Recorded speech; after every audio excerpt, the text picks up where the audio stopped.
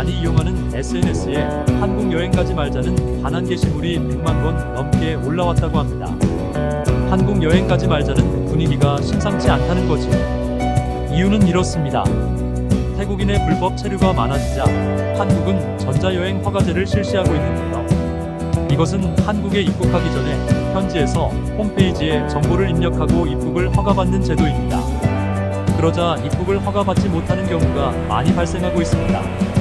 한국은 태국뿐 아니라 중국, 베트남, 필리핀 등의 입국자에게도 이 제도를 시행하고 있습니다. 한국에 체류하는 태국인 20만 명 중 15만 명이 불법 체류하고 있습니다. 여행 왔다가 전국 각지로 흩어져 불법 체류하는 것입니다. 불법 체류자는 태국의 농촌 출신이 대부분입니다. 태국의 농촌 인구는 11%인데 농촌 인구의 월 소득은 한화 11만 원에 불과합니다. 한국에서 한 달만 일하면 200만 원이 넘으니 20개월치의 소득이 생기는 겁니다. 이 3년 일하면 태국에 돌아가 집을 장만하거나 사업 자금을 마련할 수 있는 겁니다. 한국은 비교적 인종차별이 없고 불법 체류 외국인에 대한 관대한 정책, 풍부한 물자, 사람들의 인정, 의료 수준 등이 높아 동남아 국민들의 선망의 대상입니다. 그러니까 길을 쓰고 한국에서 일하려 하는 거죠. 부당한 대우가 있어도 목소리 못 내고 숨어서 일하는 그들이 한편 애처롭기도 합니다. 사실 이들 외국인 근로자가 없으면 한국의 산업에도 막대한 지장이 생기게 됩니다. 근로 현장, 농촌, 숙박시설 청소, 식당 1등 부진 분야에서 많은 외국인 근로자가 상당한 몫을 하고 있습니다. 그러나 불법 체류 외국인들의 마약 유통이나 성매매 사업 등으로 한국의 환경이 매우 오염되기도 했습니다. 또한 한국의 법 질서를 파괴하면서까지 불법 체류를 인정만으로 수용하기는 어렵습니다. 산업연수나 제대로 된 비자를 받고 정상적으로 일할 수 있는 동남아 노동자는 얼마든지 있습니다. 한국의 법 질서에 따라 불법 입국이나 불법 체류를 단속하는 건데 태국은 한국이 인종차별을 한다면서 한국 여행을 하지 말자고 선동하고 있습니다. 그것도 일 영역의 회원사를 거느리고 있는 태국여행협회의 책임자가 나서고 있습니다. 그렇다면 어떻게 해야 할까요? 저의 생각은 이렇습니다. 안 와도 된다. 너무 감정적인가요? 태국은 국민 총생산의 20%가 관광산업입니다.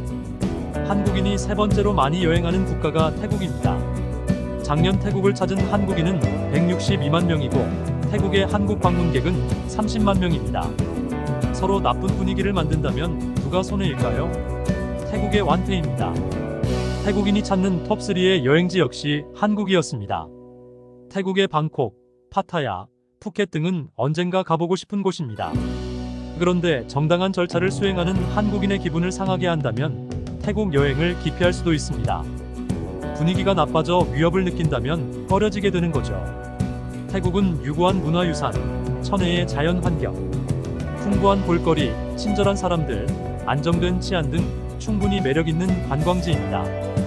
한국여행 반대 선동은 태국관광협회 책임자의 사과로 감정적인 문제는 풀렸습니다. 태국은 자체적으로 한국의 불법 입국이나 불법 체류를 막을 수 있는 대책을 세워야 하겠죠. 한국은 정치, 경제적으로 태국과 긴밀한 관계는 아닙니다. 태국은 친미국가이면서도 친중국가입니다. 경제는 일본에 많이 종속되어 있죠. 태국의 자동차는 일본의 도요다입니다. 동남아에서 인도네시아 다음으로 경제 규모가 큰 태국과 앞으로 정치, 군사, 경제, 문화 등에서 더 친밀해질 필요가 있겠습니다. 잠재력이 큰 국가이고 한국을 지지할 수 있는 나라이기 때문이지요.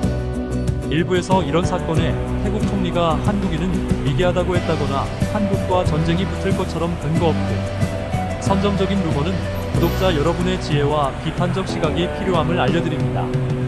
구독과 좋아요는 사랑입니다.